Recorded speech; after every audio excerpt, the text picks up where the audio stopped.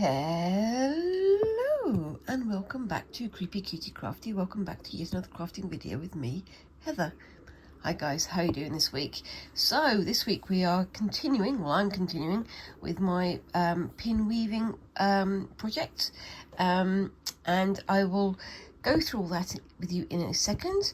First of all, apologies for any noises in the background. We've got a dog next door getting very upset, and we've got a workman doing some work out on the street outside. So if there's any bangs and crashes, that's what that is. Nothing to worry about.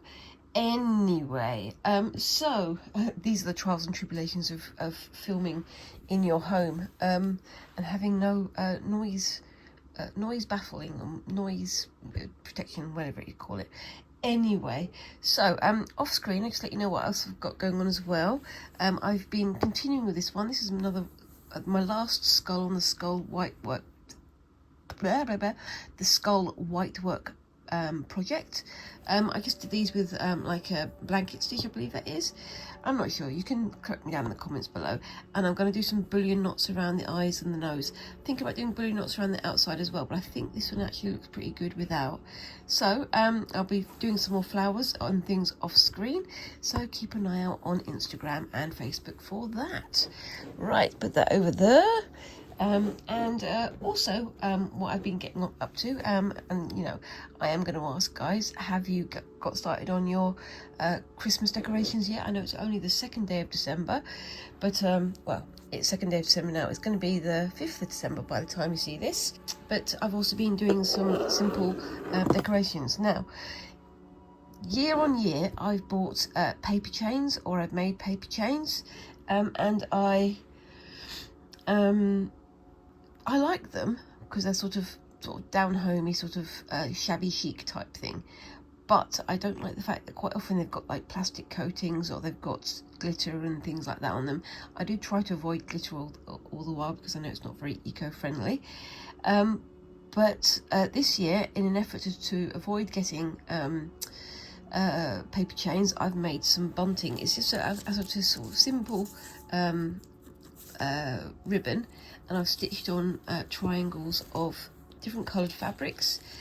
Some of them are more Christmassy than others, so you've got like stars and bits and pieces, and your poinsettias and your holly, and we've got here some of the gingerbread pattern that I used on the Christmas stockings that I did. But of course also I've got some more pumpkin-y type things. My other half, my husband Luke, he cut out the shapes for me, and he absolutely refused to cut out the shapes that had skulls on them, which I think is a very severe what's the word, a severe mismanagement, whatever the word is, I can't remember, because I like to have skulls and things, but that's just me. As you know, I do like my spooky side of things. So let's try and get this out, and those are going to be going up on the ceiling at some point soon. And yeah, because they're fabric, I can clean them, I can add more decorations to them, all sorts of bits and pieces, and I can use them again year on year, so they're just going to go back into the decoration box.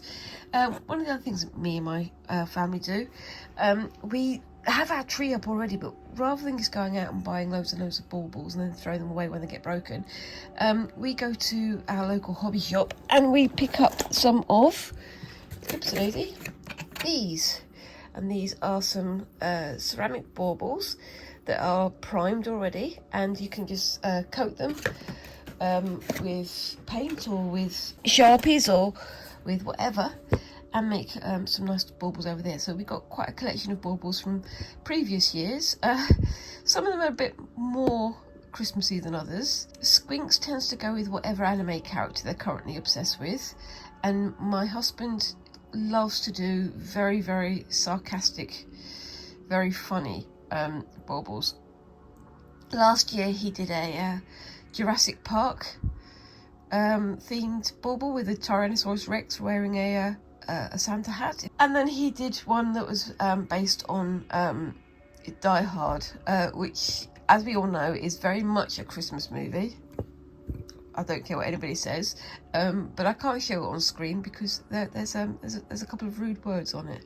So yeah, but yeah, I might sort of show you what we make sometime in the week. So again, keep your eye on Facebook and on Instagram for those as well. So my Facebook and Instagram are Creepy Cutie Crafty on both, and you'll tell it's me because it's full of nonsense, as well as stitching and weaving and all the other things I'm doing. So yeah, come and say hi. Right, so let's go back to this now. I'm adding another layer to this one here. So I'm losing my ability to speak. I've got a little bit of a cold for a change. Now, the one that you saw me starting last week, I believe, was this one. And I've done a few more since then.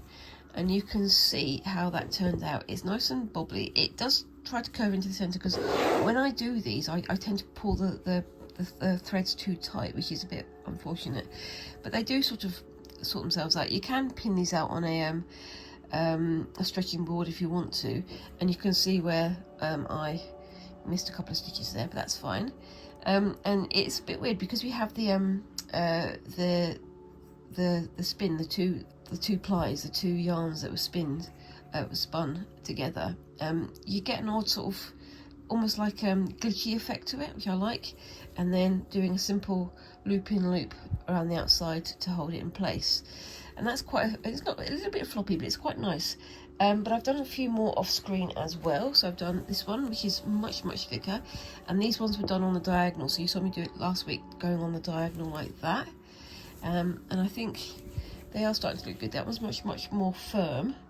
And I've done some other colours as well. I'm trying to sort of do two colours at the same time. So with this one, I used a blue and an orange thread, well, an orange yarn, and just threaded them together. And then I did the same here, but going in the opposite direction. So these are going straight, and I used one colour going in one direction and the other colour going in the other direction, and I did it sort of in steps of two, like what's the word, parquet flooring, like you can see what it is. I can't remember what the name it is. You can tell me down in the comments below if you know what I'm talking about, because I can't remember the name of that one right now. Not houndstooth, it's something different.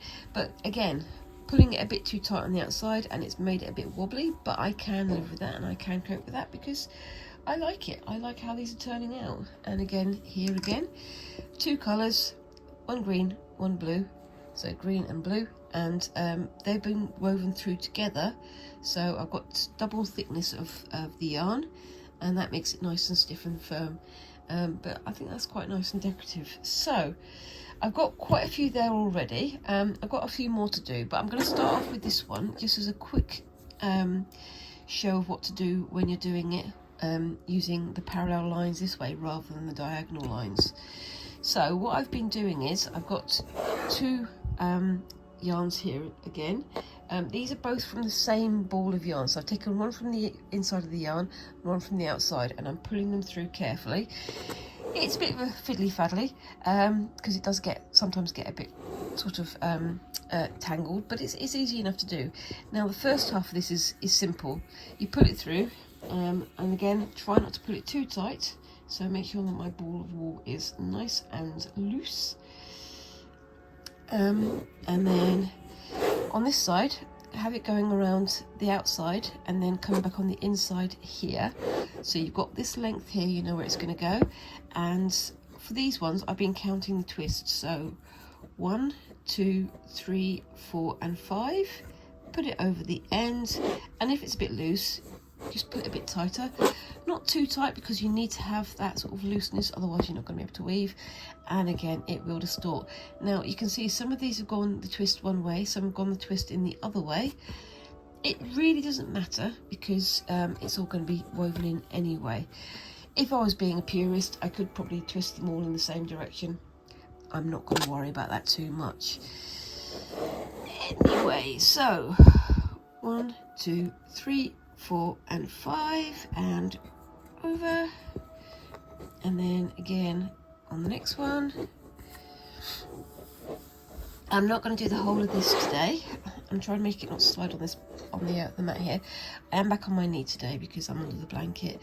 As you can probably tell, my cold hasn't quite dispersed yet, so I'm trying to rest up as much as I can and keep warm, but I'm not letting that stop me from doing my crafting because I like to do making, and it's one of the things that makes me feel better, even if it doesn't get rid of colds and flus. Anyway, 1, 2, oops daisy, 3, 4 and 5. Now sometimes when I'm doing this on my knee, because I'm doing it on my knee, it doesn't slide around quite so much, but also when I come to doing the chain stitch there at the end that holds it in place, I can hold it between my knees, so it's like that way.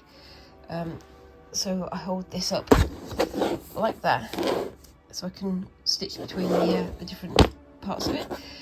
I'm going to get to the end of this one, well, not to the end of this one, I'm going to get a little way through this one and then go back to what I was going to show you anyway, but I just want to show you how this one works on the parallel one, the non-diagonal one, the straight one.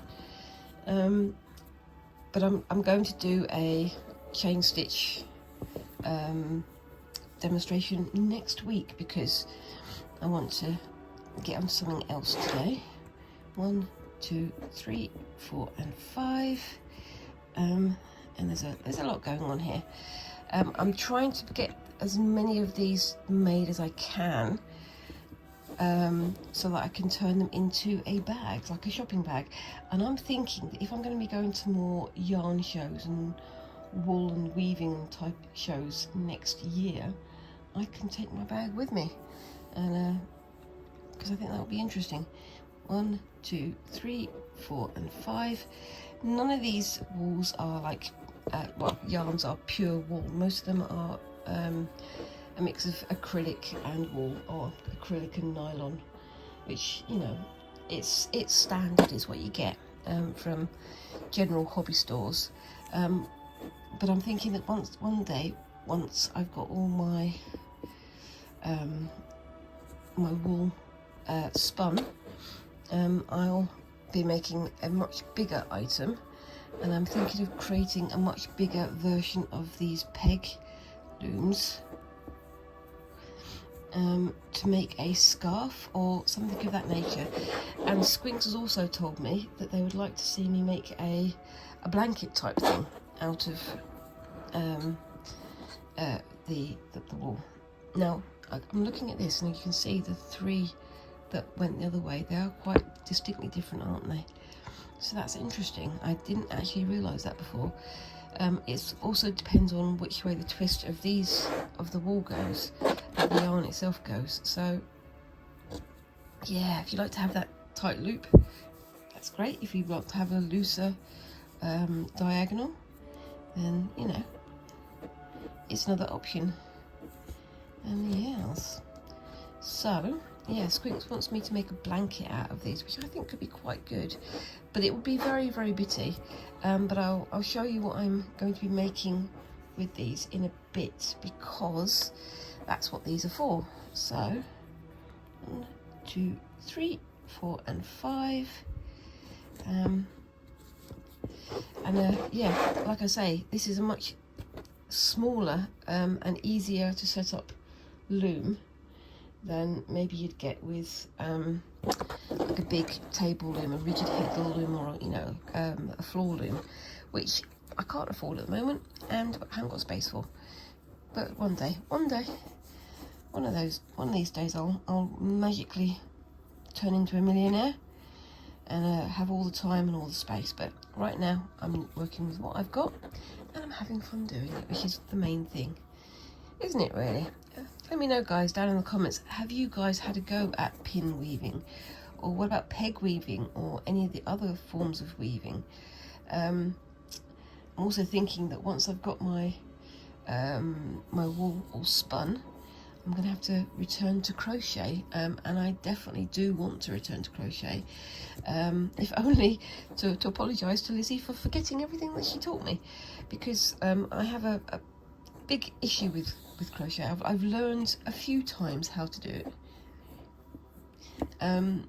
And every time I've forgotten, and I think it's mostly because I haven't built on what I've learned. So I need to go back, have a good look at what I'm doing, and then really sort of get into good habits. 2, 3, 4 and 5, and practice what I've been taught. So yeah, that's what I'm going to be doing.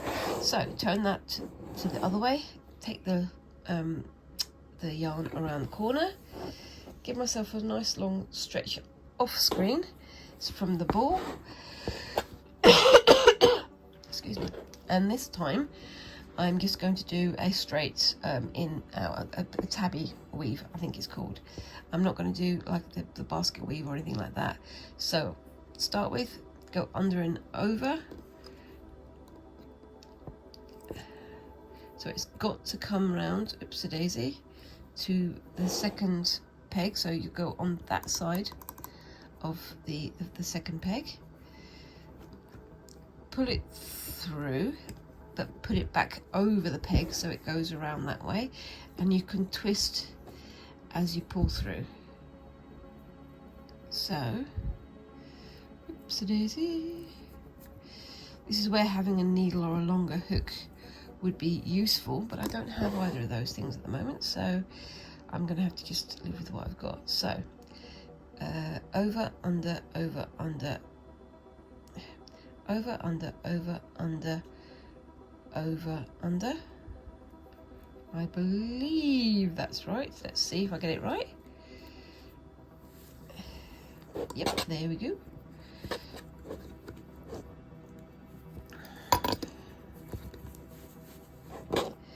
And again, you can twist as you go. And then under, under, under, pull it through, and put it through there, over, under, under, so under, under, hook, pull it through, and around the peg at the end. So that gives us our first stitch on there, and you can see how all of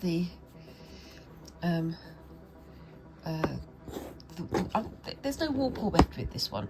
I suppose this would be the warp because it's the one you're weaving through, but the weft is pushing the warp up, and there's no real way of keeping it down. Now you can use a comb, but I just use my fingers to push it up like that, and it will get tighter the further you go down. With the diagonal one, you saw that when I finished it, I'll just bring this one out so you can see, the last stitch was through the middle, just there, and because you had the stitches on both sides, it was very, very tight, and you had to sort of manipulate a bit. When you got to that point, well, over here I was doing like 4 or 5 stitches at a time, whereas here it's like 1 or 2 because it was so tight, and it's very difficult to pull the weft through. That's helped if you push your weft down on either side, but with this one, the last weft is going to be at the bottom down here, so you're going to have a bit more manoeuvrability. But the other thing is also to be aware of that the space between the stitches on this one are going to be much wider than the spaces between the stitches on this one, because they're at the angle, they're narrower. So with this one you can get away with using a much chunkier yarn, whereas with this one I would say keep the yarns nice and thin, because it is going to make a difference. You do wind up with a thinner square, but at the same time it's still nice and firm, nice and solid. So it's worth having a look at that one, and it is worth playing around. There are patterns for looms like this, and you can do all kinds of, like I say, like basket weave and other patterns as well. But yeah, you need to have a play around and see what you think of what you're doing. Now I've missed the stitch there, so I need to just go back onto that one and tidy that up, and I've managed to put that one underneath, so that might be interesting. Let's see if I can get that working nicely. So The good thing about this one is you can tell which one's going to be under and over next. So the one that's slower is the one that's going to be under this time. So, yep, there we go. Pull that through. And as I say, you can twist as you go, and that twist will travel down like that as you work it. And again.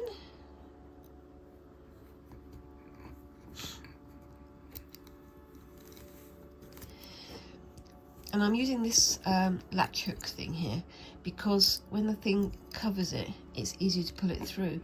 But you do have to be careful with the looser wool not to catch like single strands and things, which is very easy to do. But after a while, you kind of get used to the process, and it gets easier as you go. There we go. And push that up again.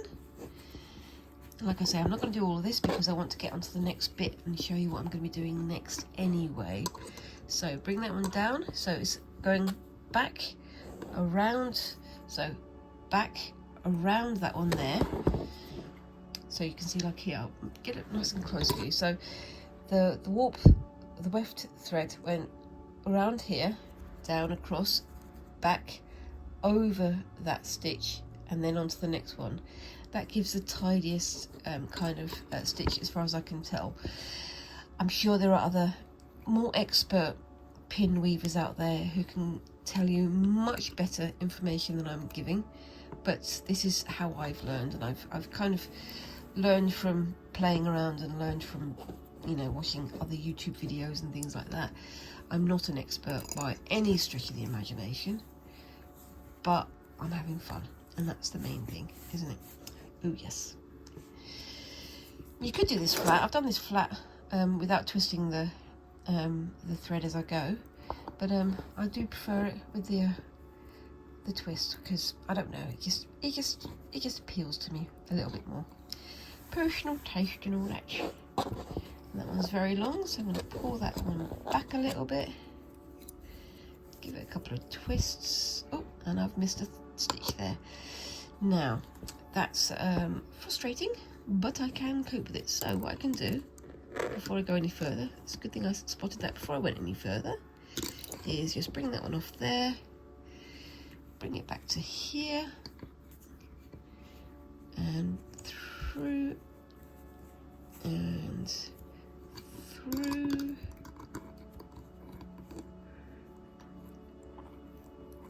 and back over. So easily mended. This is the problem with when you're talking at the same time as doing it. It does get very easy to confuse where you are sometimes, or at least it does for me anyway. I get confused very easily though because I've got a very small brain. But yes, and through and over, and those guys are over there, and pull. Try not to pull too tight. What I've been doing is I've been yanking on that one really tight, but now I'm trying to have it a little bit looser so that I don't have as much sort of warping as I did before. So yeah, you just continue that all the way down to the end, and like I say, when you get to the end, you then do the loop in loop thing, the chain stitch thing, but I'll show you that next week. For this week, I'm going to show you what I'm going to be doing next with this one. So I'm going to bring my peg loom over there, my pin loom, not peg loom. Peg looms are completely different. And I will show you what I'm going to do next. So I have here quite a few things now, so I'm going to try and get the thicker ones together. They are a little bit warpy, a little bit bubbly. We've got some mixes of sort of stronger and weaker, not stronger, but you know, thicker, more firm. 1, 2, 3, 4, 5, 6, 7, 8 and 9, and I'm going to keep that one for the next bit. And then I need to get my skishes and my threader, which are over here, and a chenille needle. Now this has got a nice big eye on it, So you can guess what's going to happen next. I'm going to get some of my wool here, and I'm going to, oopsie daisy, just pull through some. I'm not going to pull through too much because I know I'll just get myself all tangled up. You know me, I like to get myself all tangled up. It happens quite a lot. And then, I know I don't really need to use the needle thread for this one, but it's just a little bit of assistance for my poor old eyes. And pull that through. And I think I'm going to go with double thickness on this one. I'm not going to tie up the ends. I'll do that when I get to the end because I can weave the fabric through. So I'm going to try and put the more floppy versions next to a thicker version and try to mix up the colours. So I'm going to go with that one, I think. And there we go. So you can see I've got these little loops here from where they were over the peg looms, and I'm going to just try and stitch through using those.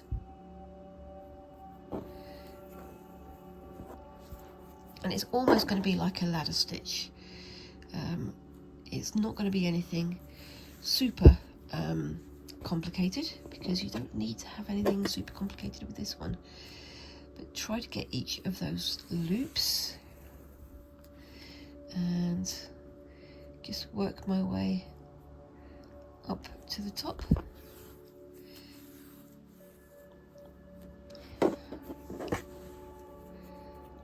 And I'm going to be tightening it at the end. Hopefully I've got my loops nice and clear. I'm going to turn this over so I can do it coming down rather than going up. And then that one through there. And then that one through there.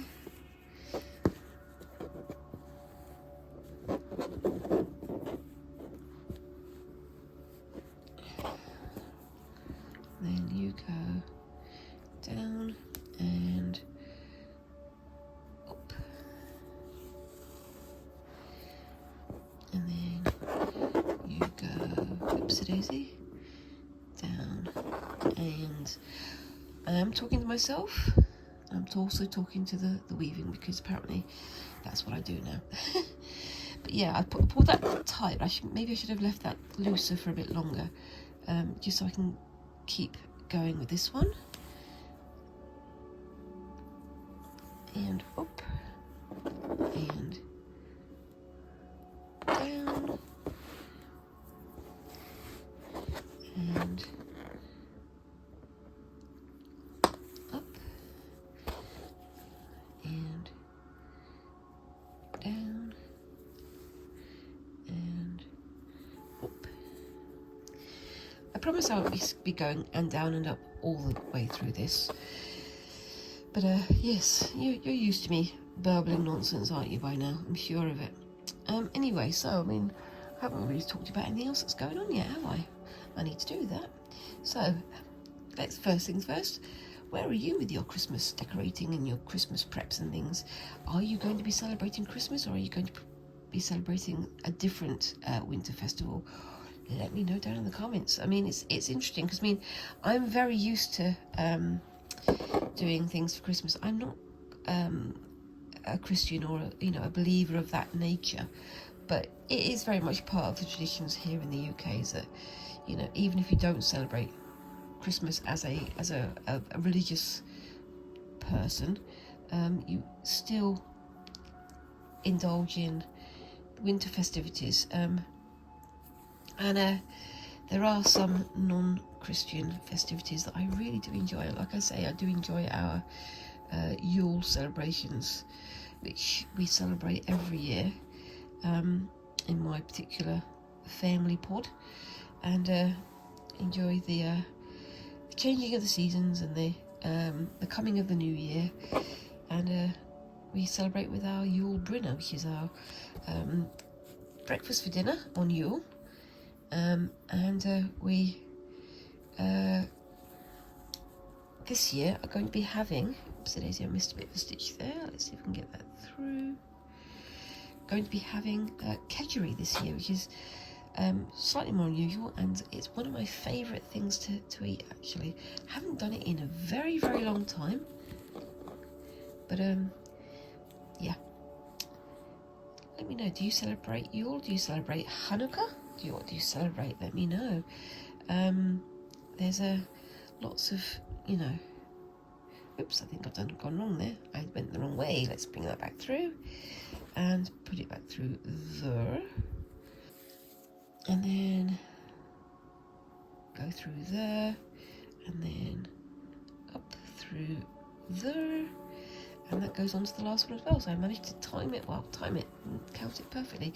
So yeah, and pull that tight all the way along, and that brings it together nicely like that. I think that looks pretty good to me.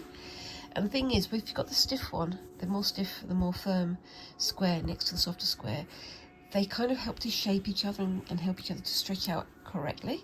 So I'm going to snip this end. Will I? Actually, no, I've got enough here for another one, so I might just go that way with it. Let me see if I can make that happen. So I can pull that through a little bit, just like that. So I've got a smaller end there, and I've got this long end here, and then on this one here, I'm going to have another less firm one. Let's have a look, see what we've got. I'm going to go with the darker one this time, so I can hide the thread maybe. And then come back in here, and off we go again. So yeah, we're celebrating Yule, and as you may have heard me talk about many times, we do have our Yule Brinner. It's a very silly pun that me and my husband made years and years ago, but we've stuck with it. And have I done that one? I've done that one the right way around. Yep, that's where the chain stitch is there.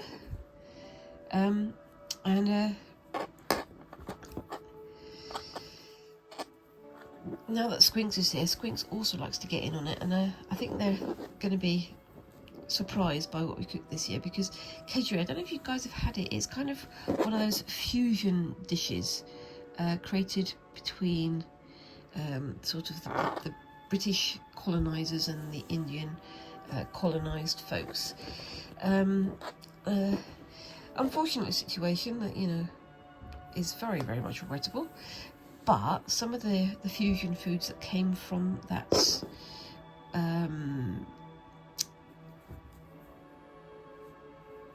I've done that wrong again. Oops, a daisy. I'm going to pull that one through. This is what you get for talking and stitching at the same time. So that one goes up there. It doesn't really matter if you miss your stitch either, because there's so many like loops and loops here that you can hide it in what you're doing anyway, can't you? Really, it's a very forgiving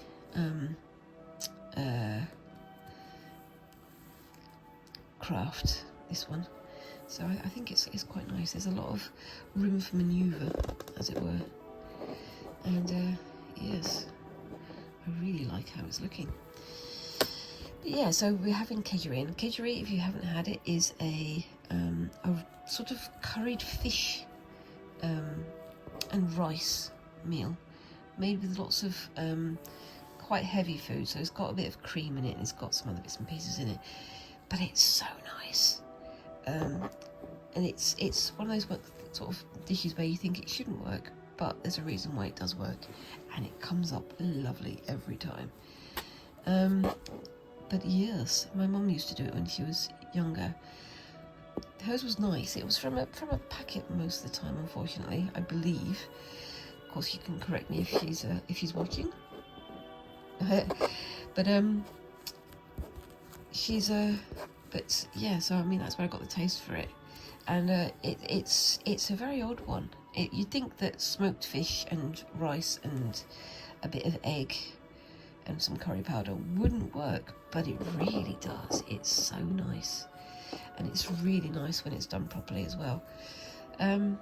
when I went on holiday a few years ago to not a swanky hotel, but to quite a nice sort of B&B type place, and one of the things they served with their breakfast was kedgeree, and my husband was a bit kind of like, why are you getting that every morning? Ooh.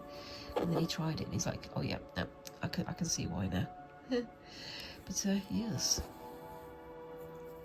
Okay, so we are getting there.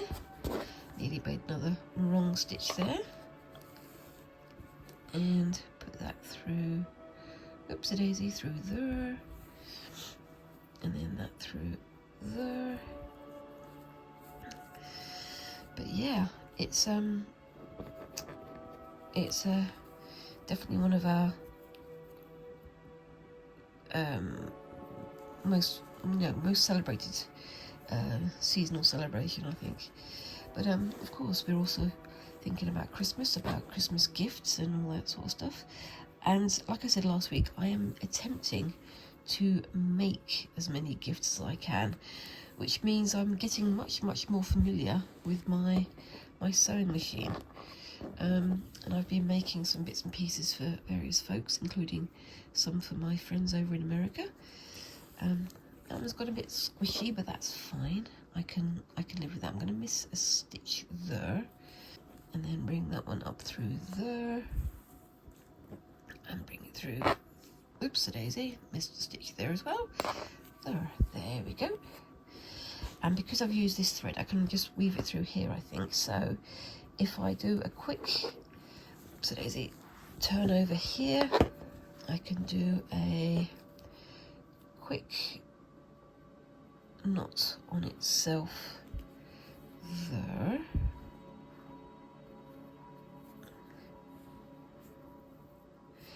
and then just on the edge here,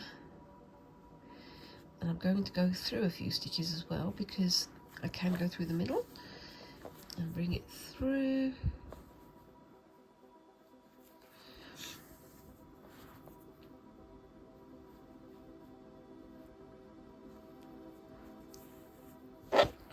To there. I'm just going to bring it through the thicker area here, because it is thicker, so it's going to bite it more. And step. There we go. That is a little bit skew-iff, but I can live with that, because that's because of the large one. I can squish it down a little bit, and then this one over here. If I get my little hooky hook, I can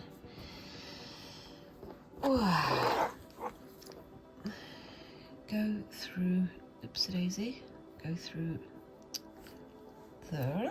Hold on. If I go through hook first, sometimes it's a bit easier. Hold on. There we go. And I'll pull, oops, only one thread through, only one strand through. Knot them together.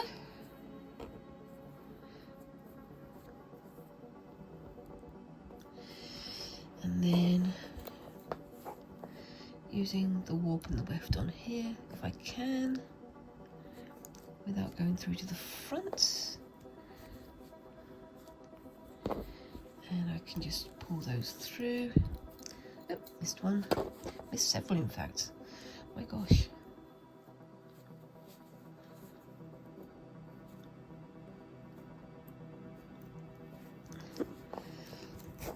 There we go. And just one more. Give it plenty of wiggle room.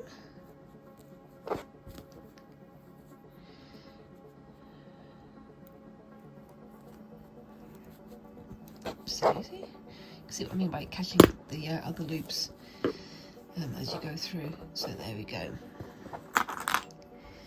And I'm not worried too much about the back of this, because I'm going to be using something else to cover it. So that's just that bit started there. Got two loose ones, so let's go for a tighter one. This one is very firm, but it is also very wiggly, so this is going to be a bit of an interesting challenge. That will compensate for that little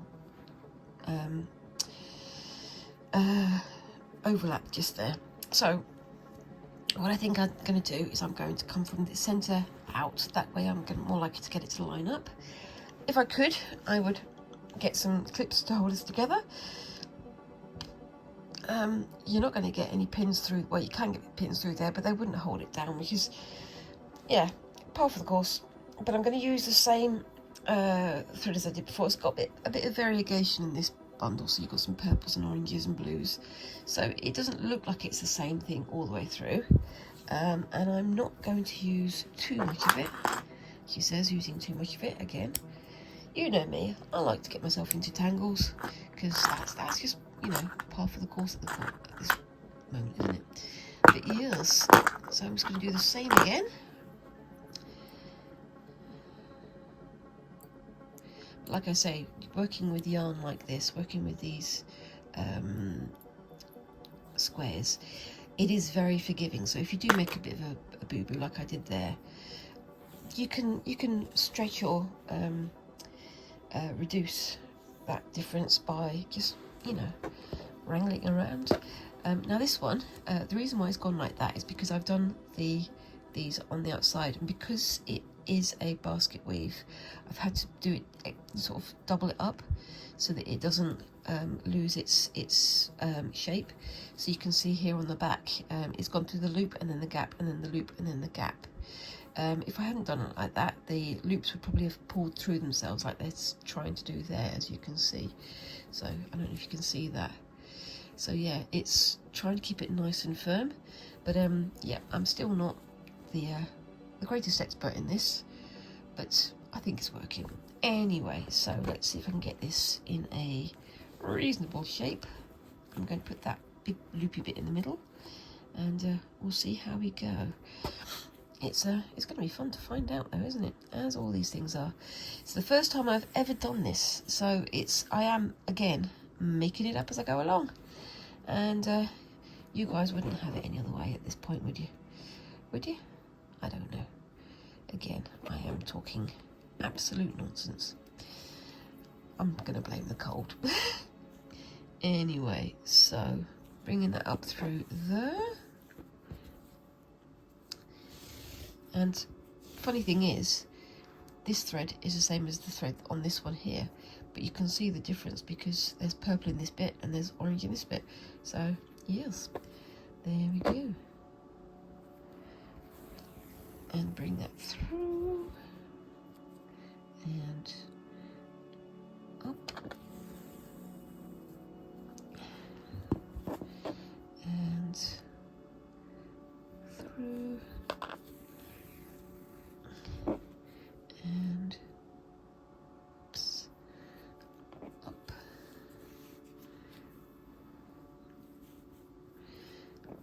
and that must be a weird one. Through and up. There we go. It's getting there. And through and up. Now, I haven't made all of these squares in the last week. Some of these are the squares that I started last year, but I wasn't able to do anything with at the time. So it's really nice to be able to go back into my stash of practice squares and actually use them for something now. It's one of those things, you don't ever want to throw stuff like this away if you stop doing the project, because you can come back to it later when inspiration strikes, and that's, you know, that's part of the fun of being a crafter, is that sometimes you have to wait a while before inspiration hits, and in this case that's exactly what it's done. I've been waiting a year, and now that the year is up, inspiration has arrived, and I'm making a bag out of my squares. Yes, but there you go. Anyway, so what else have we got going on? I mean, it is very easy at this time of the year to start talking about, oh, Christmas, Christmas, Christmas, and that's the only thing that's going on. But there's so many other things going on. I mean, we've got Squinks's mock exams that they've just taken, and they're starting to apply for colleges now, which to me is just crazy because it feels like it was only yesterday when they were a teeny tiny baby, and how are they applying for college now? Any of those other mums out there, you'll know what it's like, especially with nieces and nephews as well, I guess. You'll know that it's a really strange feeling when your baby starts doing things that are very much not baby.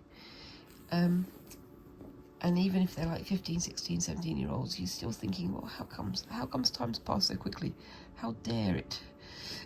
But yeah, it's good to see them spreading their wings and going out into the world a bit more. And I'm starting to help them with their college applications to do their A-levels, which is the sort of, in this country, in the UK, we have the General Certificate of Secondary Education, which is the GCSE, which is the basic last compulsory level of education. And then they have the options of going on to do A-levels, which is the advanced levels. And that's the one that you can use to either go on to university, or you can use to go on to higher education courses. And that's what Squinks is currently in the process of working out, as what kind of higher education course do they want to do. And I think that they are very much music oriented at the moment, which is exactly what we were expecting, because music is the one thing that they really, really love to do. And it's the one thing that they've followed all through primary school and secondary school. And yeah, we do piano lessons outside of school as well. And they're doing really well at that. And I'm looking forward to seeing where they go with it. It's all big changes. And we've said that once their GCSEs are done, to help them to wind down, I'm going to be taking them to London. Now, again, you guys remember from last year when I said for my birthday I was going to be going to Liberties of London, a place I really wanted to go to for a very long time, but I just haven't had the opportunity to. And for various reasons I didn't go last year. But now that Squinks is doing their GCSEs, I think, they and I can finally go and do those things, which is exactly what we want to do. And of course I'll be bringing you guys with me. And I'm also going to be starting to do some changes with the channel, because I want to get more organised, more structured about the videos that I do. I do like to have my videos semi-edited at least. The Friday video is the one that's the least edited. But I'm going to be starting to look at other bits and pieces that I can do for the channel. And one of the things I'm definitely looking to do is go to more festivals, more classes, more events like that, so that I can find out more about the crafts that I'm doing, but also so that I can meet others who are engaging in all these yummy, crafty, fun things. And yeah, I'm hoping to get to know some of you guys out there in the real world as well, because that'll be fun. I've started to watch a few more folk from the UK who do yarn work of different kinds, so like crochet and knitting and so on and so forth. So it's going to be interesting to see if I can get to be part of that whole atmosphere here in the UK as well. it's one of those funny things. It's like with YouTube, it is very much of a global experience, but there's also local things that you can do as well. And I'm looking forward to getting to know more about my local area, my local creators, as well as the people who are at the other side of the world. It's quite fun, in my humblest of opinions. But I think it's going to be an interesting year. Just got to keep going with it. And yeah, it's going to be a big year for Squinks, as I say, because they're going to start their college courses, start doing their A-levels, and they've got their GCSEs that they're finishing, so they're going to be finishing those in April-May time, and finding out about what their future holds for them, I suppose. And it's going to be interesting to find out what happens next. And good luck to anybody else who's doing their GCSEs and their A-levels, and I hope it's all gone well for you as well. And yes, it's going to be a big year, but it's also going to be a year where a lot of fun things are going to happen, I hope. But yeah, anyway, I may be blithering again. I do that a lot, don't I? Sorry, guys. Yeah, so we are going to be going to London. We're going to have a look at some, definitely going to have a look at Liberties, because I want to go there. I've not been there in a long time, and I'll be bringing you guys along with me. If there's anything you think I should have a look at whilst I'm there in London, let me know down in the comments, because, you know, I do like to find out about new places, new events, new things to try out. And yes, it's going to be fun. Right, so I'm going to loop that in through there. Let's get you back through, and that brings that tight, so you can see that's made that nice and flat and even. It is a bit wobbly, but like I say, I can peg it out at the end, do a bit of a steam and make it come up out a little bit flatter. So I'm just going to come in, I'll turn it over first. That'll be a good idea, wouldn't it? I'm going to come in there and do myself a little bit of a knot.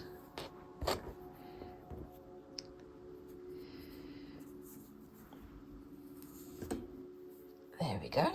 Bring that in tight, and then with my needle, I'm going to go through the loops, not to the base. Don't want them to go all the way through to the bottom here.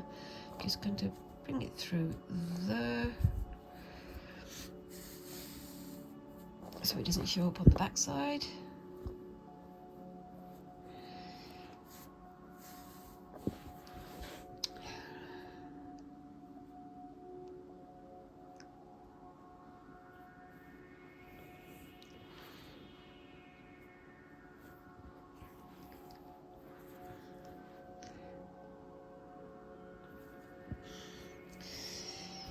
There we go, and give it a snip.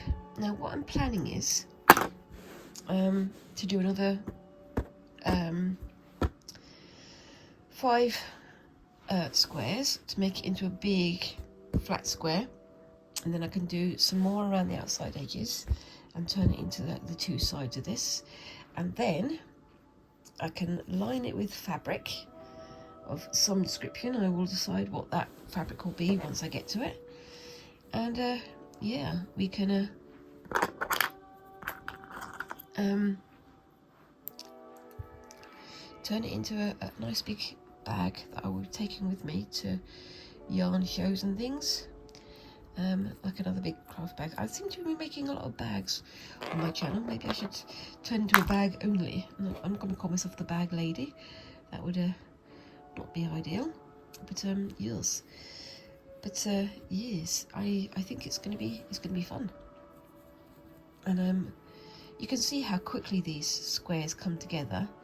They are very effective now, quite attractive. And like I say, I'm going to be looking up some patterns and things I can have a go at. But for now, I'm just going to be getting this one done. And I want to get myself that big peg loom. No, not peg loom. Stop saying peg loom, Heather. Big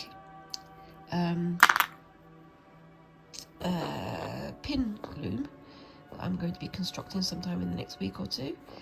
And hopefully big enough for me to make myself a scarf with. That would be very nice, I think. But let's get to that point first. But there we go. Right, that's that one done.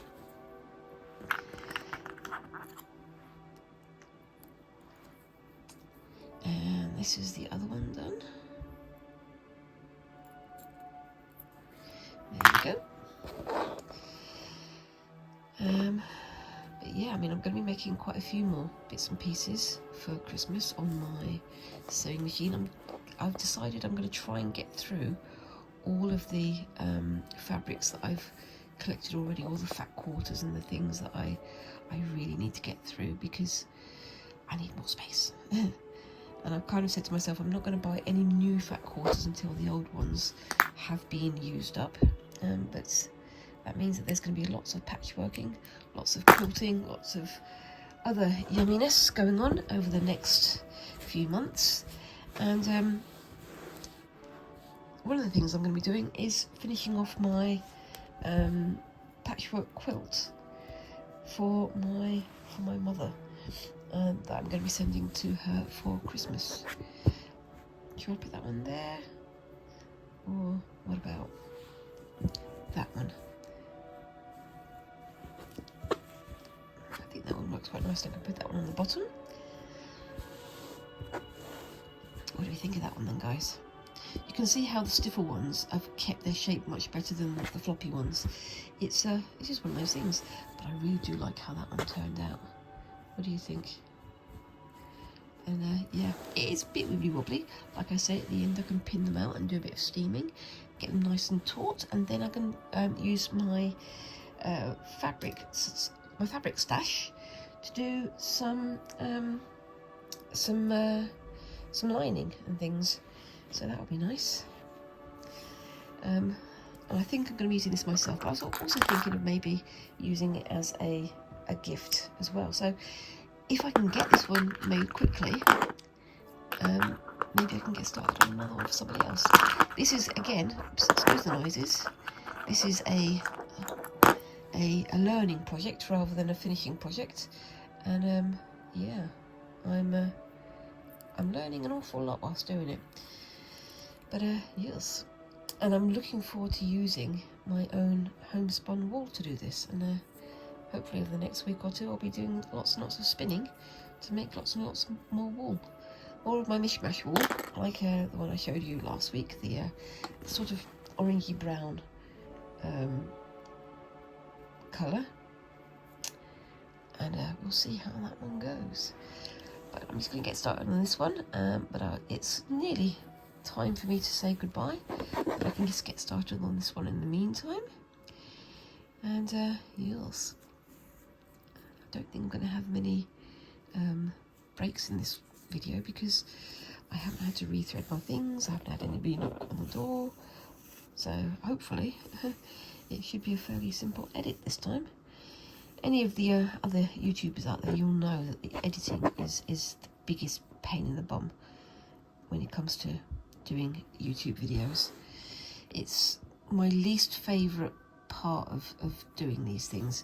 That and the self-promotion. I've never been very good at self-promotion because I'm part of the British self-depreciation tradition, unfortunately. Even if I know my stuff is good or improving, I still say, yes, it's okay. Have a look, please, and tell me what you think. I can't ever say my stuff is great, my stuff is amazing, because that's not how things are done around here. Yeah.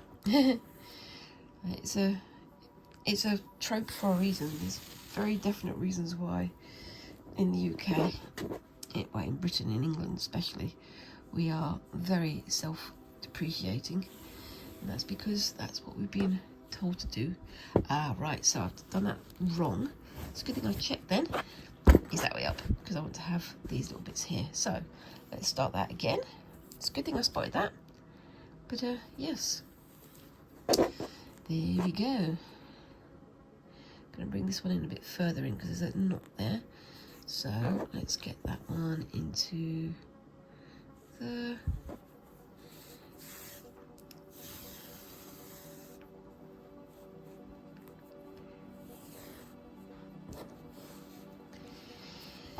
and then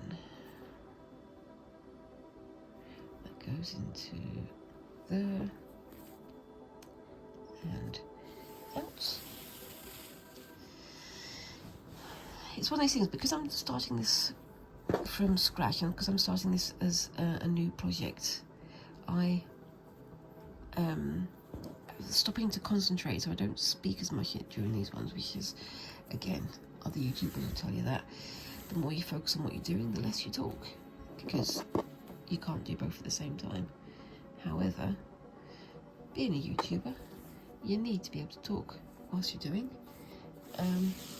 which is why I suppose quite a few of these like crafty type videos are talking about the project and then doing it, and then talking about the project and then doing it, and cutting those two bits together, because you have to, otherwise you're gonna mess up what you're doing, or you're gonna mess up what you're talking.